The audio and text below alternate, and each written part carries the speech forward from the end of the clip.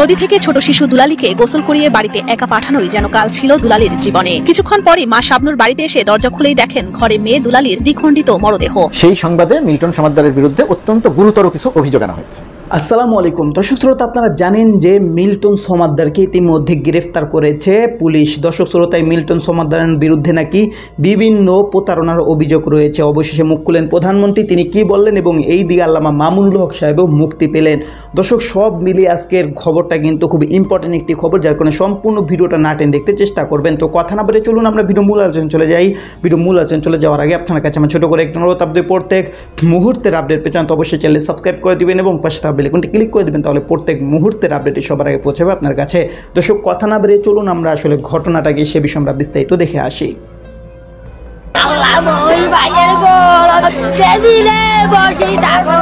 নদী থেকে ছোট শিশু দুলালীকে গোসল করিয়ে বাড়িতে একা পাঠানোই যেন কাল ছিল দুলালীর জীবনে। কিছুক্ষণ পরই মা শাবনুর বাড়িতে এসে দরজা খুলেই দেখেন ঘরে মেয়ে দুলালীর দ্বিখণ্ডিত মরদেহ। 2 বছরের ছোট্ট শিশুটিকে তার চাচি কামনা বটির কোপে হত্যা করেছে বলে অভিযোগ করেন মা শাবনুর বেগম। আদরের একমাত্র কন্যা সন্তানের হত্যাকারীর বিচার দাবিও করেন তিনি। দুহরো জিয়াদি আমার মেয়ে এরকম পা দিয়ে এখান থেকে একটা বডি আছে, এই কাল্লাটা আরেকখানে বডি আছে, একটা বডি আছে, ওই বডিটা মাঝত পড়ি আছে, রক্ত দিয়ে এখানে জমা। আমার মেয়ে চোখ দুটো এরকম মেলা, মানে আমার মেয়ে চিল্লে করছে, মুখ চাপা দিছে, আমি বাড়ির থাকিও শুনি নাই। এখন আমি আমার নিজের চোখে আমি দেখতে চাই ওই মেয়ে আপনারা ফাঁসি দিয়ে মারবেন, আমি নিজের চোখে দেখবো। শাস্তি না চাই। ওরে সাধুবা, তোমরা তো জানেন বাচ্চার কি মায়া মহব্বত রে। ও বাবা রে, এটার বিশেষ সান কি না? আমি বিচার তো চাই রে বাবা। 30 এপ্রিল মঙ্গলবার দুপুরে নির্মম হত্যাকাণ্ডের ঘটনাটি ঘটেছে কুড়িগ্রাম সদরের পাঁচগাছি ইউনিয়নের মাস্টারপাড়া এলাকায়। নিহত দুলালী ওই গ্রামের দুলাল শাবনুর দম্পতির একমাত্র সন্তান। ছোট্ট শিশু দুলালীর এমন নৃশংস মৃত্যুতে বাড়ি জুড়ে এখন শুধুই স্বজনদের কান্নার আহাজারি। নিহত দুলালীর মা শাবনুর জানান, তার মেয়ে দুলালীকে নদীতে গোসল করিয়ে বাড়িতে পাঠিয়ে দেন তিনি। পরে বাড়িতে এসে মেয়ের কোনো সাড়া শব্দ না পেয়ে খোঁজাখুঁজির এক পর্যায়ে দেখেন ঘরের দরজা আটকানো। পরে ঘরের দরজা খুলে তিনি দেখতে পান মেয়ের রক্তমাখা দ্বিখণ্ডিত মরদেহ।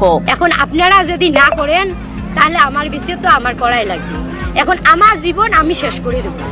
আমার মেয়ের মৃত্যু আমি নিজের চোখে দেখছি, এই জীবন আমার থোয়াছেতে না থোয়াবার। এখন আপনারা কি বলবেন তাই আমাকে বলেন। স্থানীয়দের ভাষ্যমতে দুলালীর মায়ের চিৎকারে তাদের বাড়িতে গিয়ে ঘরের ভেতর দুলালীর দেহ থেকে মাথা বিচ্ছিন্ন মরদেহ দেখতে পান এবং মরদেহের পাশে একটি রক্তমাখা বটিও দেখতে পান।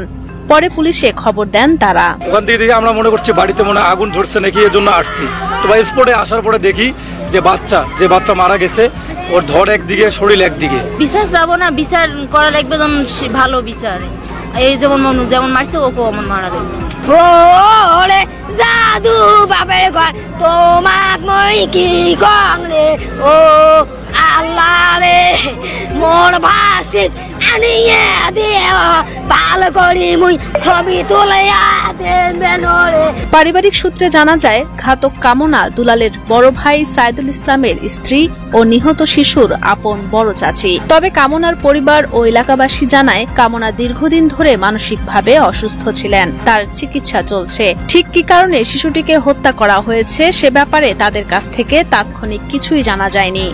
ওই মহিলাও ফির আবার কিন্তু ভাই মানসিক ভারসাম্য অনেকদিন থেকে রংপুরের ডাক্তার দেখায়, কারণ এটা তো একটা স্বাভাবিক মস্তিষ্ক লোকও না করতেও পারে।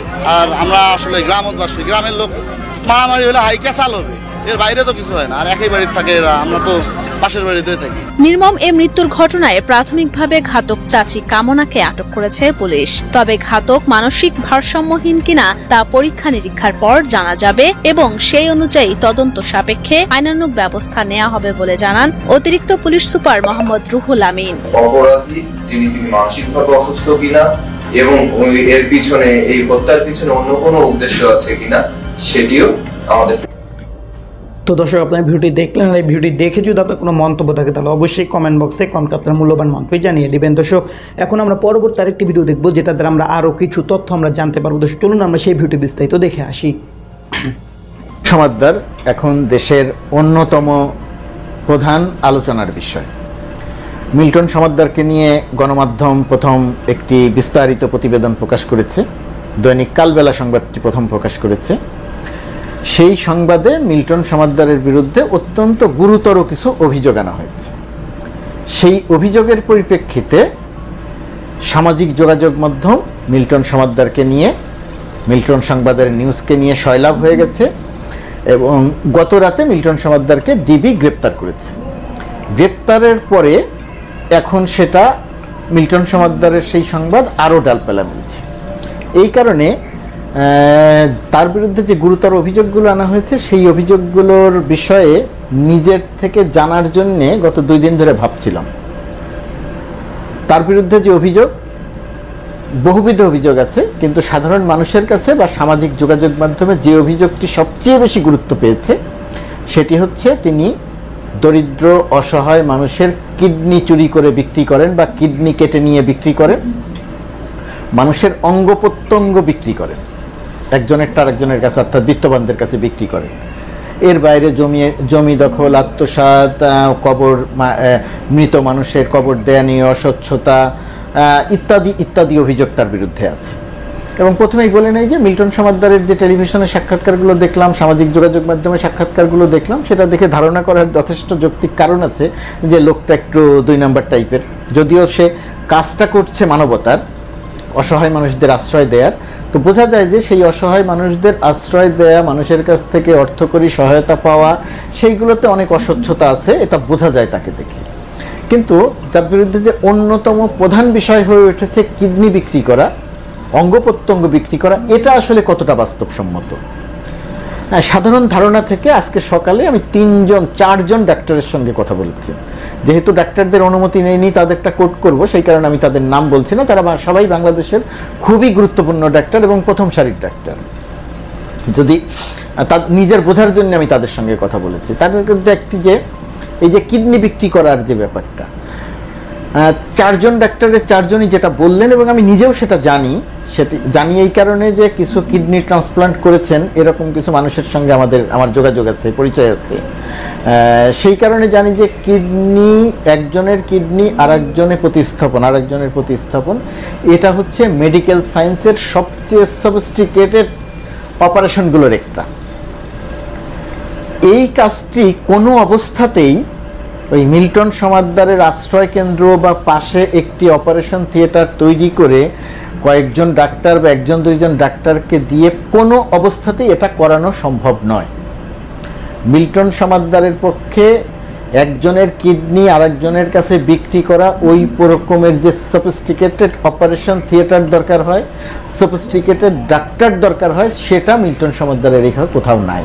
সুতরাং কিডনি বিক্রির যে অভিযোগটি আনা হয়েছে, সেই অভিযোগটি বাস্তবতার থেকে একেবারেই দূরে অবস্থান করছে। সাধারণভাবে ডাক্তাররা বলছেন এটা সম্ভব নয়।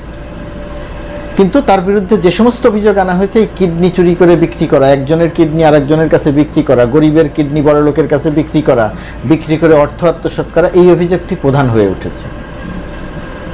অঙ্গ প্রত্যঙ্গের ক্ষেত্রেও একই কথা, একজনের অঙ্গ আরেকজনের ক্ষেত্রে কাছে ব্যবহার করার ক্ষেত্রে সেটাও একটা সফিস্টিকেটেড প্রযুক্তি। এখানেও দক্ষ ডাক্তার দরকার, দক্ষ অপারেশন থিয়েটার দরকার। এটা এক জায়গা থেকে কেটে নিয়ে আরেক জায়গায় নিয়ে যাওয়া ব্যবহার করলো, বিষয়টি মোটেই এরকম নয়। এটাও প্রায় অবাস্তব।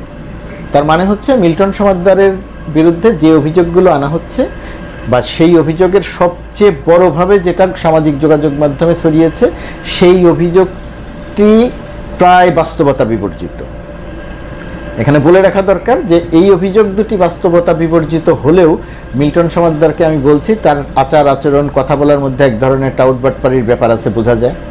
অর্থ আত্মসাতের ব্যাপার তার বিরুদ্ধে থাকতে পারে, মানুষের জমি দখলের ব্যাপার তার বিরুদ্ধে থাকতে পারে, মানুষকে নিপীড়ন নির্যাতন করে জমি দখল করা, বাহিনী তৈরি করে, সমস্ত সব অভিযোগ থাকতে পারে। কিন্তু কিডনি চুরি করে, কিডনি কেটে নিয়ে বিক্রি করা, এই অভিযোগটি যদি সত্য তো দর্শক আপনারা সম্পূর্ণ ভিডিও দেখলেন, আর এই সম্পূর্ণ ভিডিও দেখে যদি আপনার কোনো মন্তব্য থাকে তাহলে অবশ্যই কমেন্ট বক্সে কমেন্ট আপনার মূল্যবান মন্তব্য জানিয়ে দেবেন। দর্শক কথা বলতে বলতে আমরা ভিডিও শেষ পেয়ে চলে এসেছি। ভিডিও শেষ কবিটি শেষ করার আগে আপনার কাছে আবার অনুরোধ করছি, আপনি প্রত্যেক মুহূর্তের আপডেট পেয়ে যান তো অবশ্যই চ্যানেলটি সাবস্ক্রাইব করে দিবেন এবং পাশে থাকা বেল আইকনটি ক্লিক করে দেবেন, তাহলে প্রত্যেক মুহূর্তের আপডেটটি সবার আগে পৌঁছাবে আপনার কাছে। তো ভিডিও শেষ করতে সবাই ভালো থাকবেন, সুস্থ থাকবেন, আল্লাহ হাফেজ।